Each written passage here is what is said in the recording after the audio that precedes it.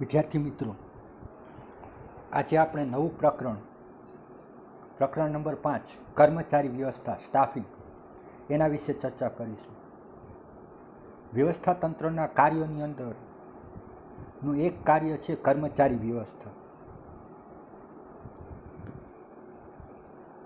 કર્મચારી વ્યવસ્થાનું કાર્ય સંચાલનના અન્ય કાર્યો જેટલું જ મહત્ત્વ ધરાવે છે.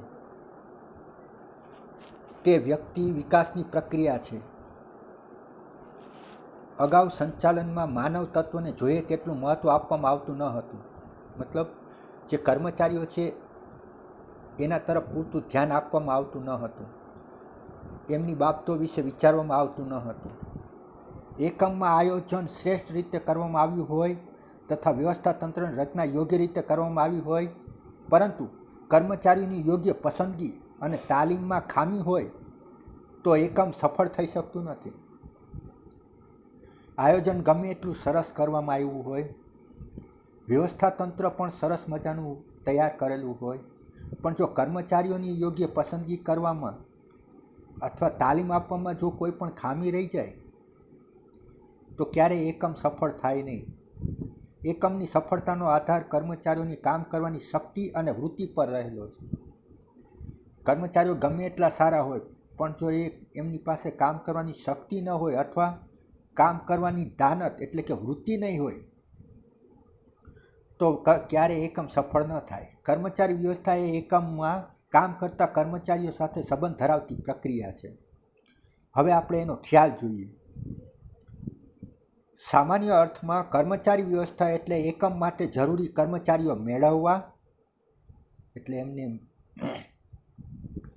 ભરતી કરવી, એમને કેળવવા એટલે કે તેમને તાલીમ આપવી અને જાળવવા સાથે સંબંધ ધરાવે છે.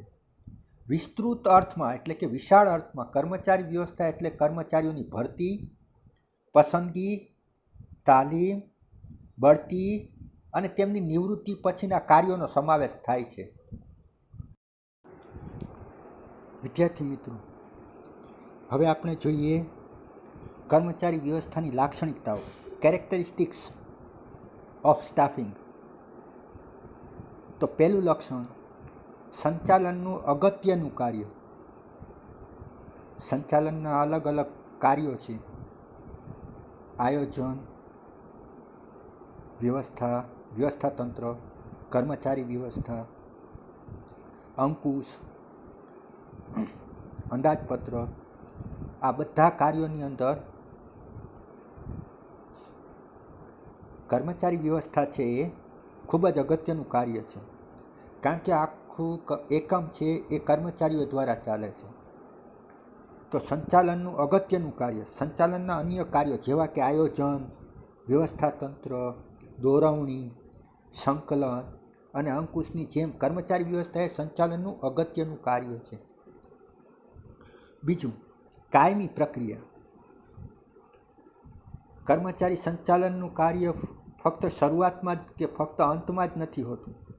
જ્યાં સુધી એકમ ચાલુ રહે છે, જ્યાં સુધી એકમની પ્રવૃત્તિઓ ચાલુ રહે છે, ત્યાં સુધી કર્મચારી વ્યવસ્થાનું કાર્ય ચાલુ રહે છે. કર્મચારી વિના એકમનું અસ્તિત્વ શક્ય નથી. એકમની પ્રવૃત્તિઓ જ્યાં સુધી ચાલુ રહેશે ત્યાં સુધી કર્મચારીઓ રહેશે અને કર્મચારી વ્યવસ્થાનું અસ્તિત્વ પણ રહેવાનું. કર્મચારીઓની ભરતી કરવી, કર્મચારીઓની પસંદગી કરવી, કર્મચારીઓને તાલીમ આપવી, કર્મચારીઓને બઢતી આપવી, ત્યાર પછી એમની નિવૃત્તિ પછીના કાર્યો હોય, આ સતત પ્રક્રિયા ચાલતી જ હોય છે. એટલે આ એક કાયમી પ્રક્રિયા છે. ત્રીજું, માનવ સંબંધો સાથે નિસ્બત. કર્મચારી વ્યવસ્થાનો ઉદ્દેશ યોગ્ય કર્મચારીઓ મેળવી તેમનો એકમમાં શ્રેષ્ઠ ઉપયોગ કરવાનો છે. એ કર્મચારીઓ દ્વારા એમનો ઉપયોગ કરીને કર્મચારીઓનો સારામાં સારું એકમનું કાર્ય કરાવવાનું છે. કર્મચારી ઉત્પાદનનું એકમાત્ર જીવંત સાધન છે અને એ ઉત્પાદન માટેના બીજા અન્ય સાધનો છે, મૂડી, મશીન.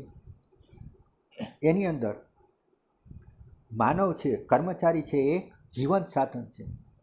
તેમને લાગણી છે, એમને સ્વમાન છે, એમને પોતાની લાગણી હોય, સ્વમાન હોય, માન હોય, તેની સાથે માનવતાભર્યું વર્તન અપેક્ષિત છે. એ કર્મચારીઓ ઈચ્છે છે કે એમની સાથે માનવતાભર્યું વર્તન થાય, જેથી તે માનવ સાથે સંબંધ ધરાવે છે. આમ આખું કર્મચારી વ્યવસ્થામાં કેન્દ્ર સ્થાને માનવ સંબંધો રહેલા છે. ત્યાર પછીનું લક્ષણ છે પ્રવૃત્તિઓ ગતિશીલ બને.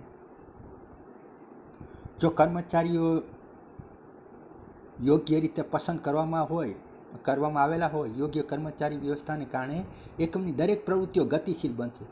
એટલે કે દરેક પ્રવૃત્તિઓ છે સતત ચાલતી રહેશે, ક્યાંય પણ વિક્ષેપ ઊભો નહીં થાય. આ માટે થઈને કર્મચારી વ્યવસ્થા ખૂબ જ જરૂરી છે. ત્યાર પછીનું લક્ષણ અન્ય કાર્યો સાથે સંબંધ. સંચાલનના અન્ય કાર્યો જેવા કે આયોજન, વ્યવસ્થાતંત્ર, દોરવણી, સંકલન અને અંકુશ સાથે કર્મચારી વ્યવસ્થાનો ઘનિષ્ઠ સંબંધ છે. મતલબ એને આપણે અલગથી ન જોઈ શકીએ, કારણ કે આયોજન, વ્યવસ્થાતંત્ર, દોરવણી, સંકલન અને અંકુશ આ બધું જ કર્મચારી વ્યવસ્થા સાથે જ જોડાયેલું છે. એટલે વ્યવસ્થાતંત્રના અન્ય કાર્યો જે છે એમની સાથે કર્મચારી વ્યવસ્થાનો સંબંધ ખૂબ જ રહેલો છે. વિસ્તૃત પ્રવૃત્તિ. કર્મચારી વ્યવસ્થા એ ફક્ત કર્મચારી કલ્યાણની પ્રવૃત્તિ નથી, પરંતુ કર્મચારીઓ મેળવવા, એમને કેળવવા, જાળવવા અને તેમનો વિકાસ કરવાનું કાર્ય તેમાં સમાયેલું છે. એટલે કર્મચારીઓની ભરતી કરવાની, એમાંથી યોગ્ય કર્મચારીઓની પસંદગી કરવાની, આ પસંદ થયેલા કર્મચારીઓ છે એ યોગ્ય રીતે કાર્ય કરી શકે, જે આપણે ઈચ્છીએ છીએ એવી રીતે અને જે ઈચ્છીએ છીએ એવું કાર્ય કરે એ માટે એમને તાલીમ આપવાની. એ કર્મચારીઓ છે એમનો વિકાસ થાય એ માટેની પ્રવૃત્તિઓ કરવી, એટલે કે બઢતી તેમને આપવાની. અને ત્યાર પછી જ્યારે કર્મચારીઓની વય મર્યાદા પૂરી થાય, એ નિવૃત્ત થાય, તો ત્યાર પછીના એમના કાર્યો છે. આ બધી જ કાર્યોનો સમાવેશ કર્મચારી વ્યવસ્થામાં થાય છે. એટલે કર્મચારી વ્યવસ્થા એ ખૂબ જ વિશાળ કાર્ય છે, વિસ્તૃત કાર્ય છે. મૂડી ખર્ચ. કર્મચારીઓની ભરતી, પસંદગી, તાલીમ, વિકાસ વગેરે માટે ઘણો બધો ખર્ચો થાય છે. આ ખર્ચને ધંધાનો ખર્ચ ન ગણવો જોઈએ, એ એક પ્રકારનું મૂડી રોકાણ ગણવું જોઈએ, મૂડી ખર્ચ ગણવો જોઈએ.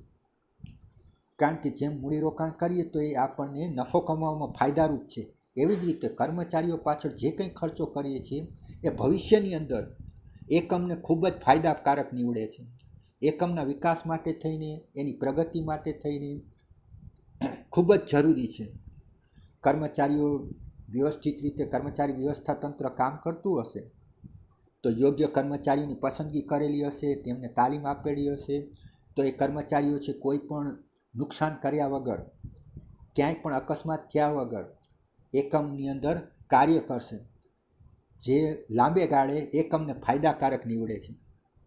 આમ કર્મચારી વ્યવસ્થાની લાક્ષણિકતાઓમાં સંચાલનનું અગત્યનું કાર્ય, કાયમી પ્રક્રિયા, માનવ સંબંધો સાથે એનો સંબંધ, પ્રવૃત્તિઓને ગતિશીલ બનાવવાનું કાર્ય કરે છે, અન્ય કાર્યો જે સંચાલનના છે એમની સાથેનો સીધો સંબંધ છે, અને આ એક વિસ્તૃત પ્રવૃત્તિ છે અને એક મૂડી ખર્ચ છે.